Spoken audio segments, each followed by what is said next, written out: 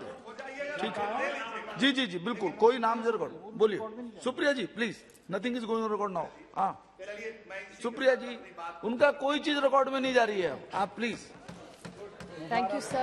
I speak on behalf of the Nationalist Congress Party in this 193 on the Ukraine and Russia situation. So there is no glory in the battle worth the blood it costs. So I take this thought forward, which Sumati, my colleague and friend, mentioned earlier, that nobody really wins a war. It's only war widows, children who are orphaned many times, and mothers who just have people telling them that your son was a brave son who's never going to come back. So it's a very, very painful situation. The television that we've been watching, the media reports that are coming, it's a very, very painful times I think the world is watching today. We have to take sides. We are judging people what is right or wrong. But truly what is really right in any war is something I've never understood. I would like to thank the Ministry of External Affairs and the leader who leads it, Sri Jaishankar ji. And this is the second time I'd like to thank him for the COVID intervention that his entire team did.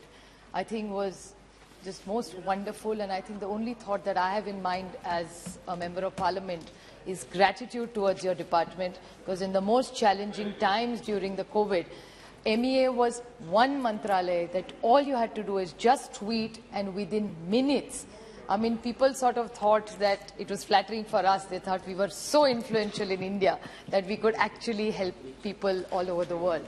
And I think we got a lot of blessings thanks to you, but we won't forget to pass them on, because they actually deserve at the MEA doorstep, not as ours. We are only agencies to do that. So this department and the entire team globally has done wonderful work during COVID. And then came another situation, which was this Operation Ganga.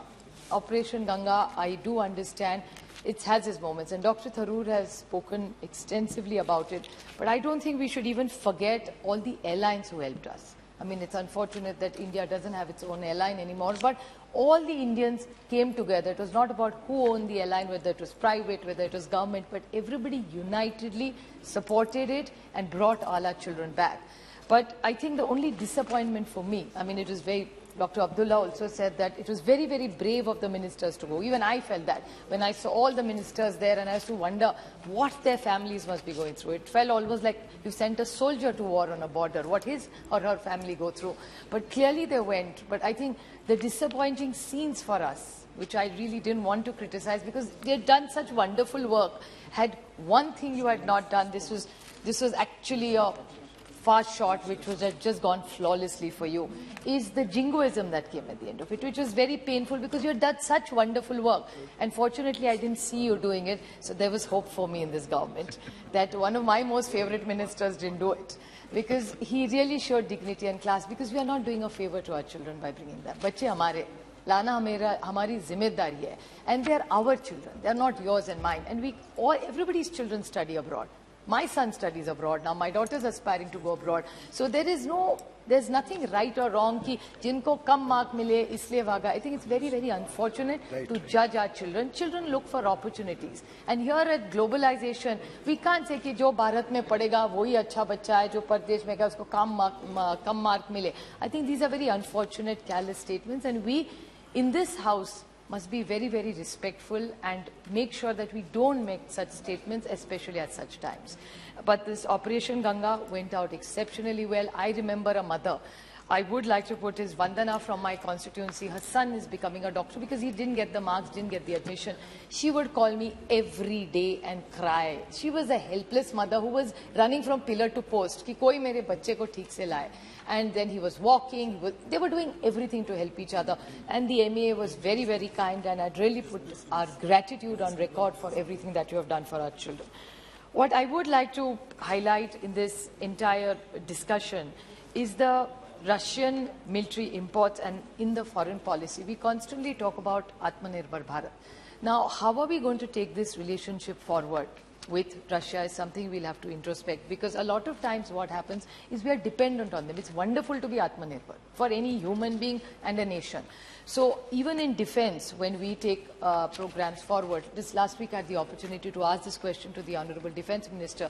There are a lot of Indian companies. There's one company which happens to be in my own constituency, Bharat Forge, which really wants to work in defense exports and making India Atmanirbhar. So do you think we could work better, because the whole world is changing? Is this new word which has come, that the new order world? I think it's a new connotation we've all come up with. So new world order. So the new world order, are we going to rethink all this? And we will very soon have to react and see how Indian indigenous companies' products need to be brought out, and all our Indian companies to be helped to, I'm not saying we stop buying from Russia, it's not something, or any other country in the world, but in the Atmanirbhar scheme, what more and what intervention would you like to do that?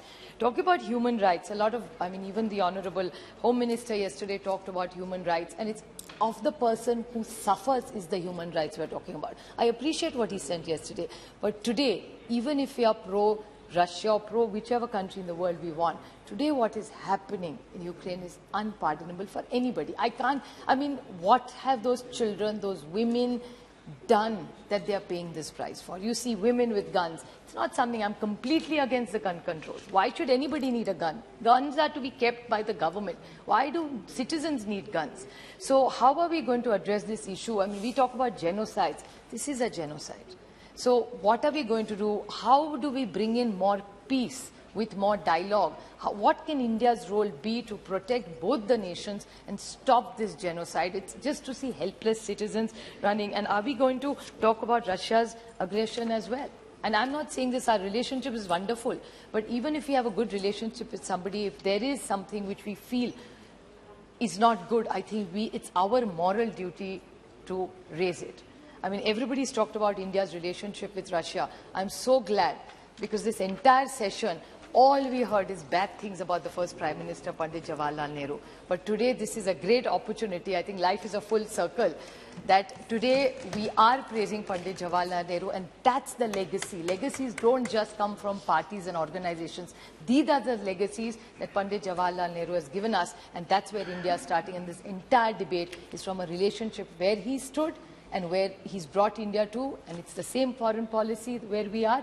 Especially, I'd even like to put it on record, it's not just the Russian foreign policy, but even for what we did with America, I would like to put it on record that Dr. Manmohan Singh ji, when we had the nuclear deal with America, it was Manmohan Singh ji who led that dialogue, and how our relationship with Russia, with America, all superpowers, we have done exceptionally well as a country. And I still remember Sushma ji, Arun ji, everybody supported it because it was in the larger interest of this nation. I still remember President Bush saying, if Dr. Kakodkar approves of, we will sign it. It was on a lighter note that showed how deep the relationship was of trust. So I think that's something we need to definitely discuss. Just one small point I'd like to raise is that the Honourable Minister talked about oil and disrupted growth and the shock of inflation that the government is going. He talked about oil prices. We have many solutions. It's just the timing of the oil prices going up.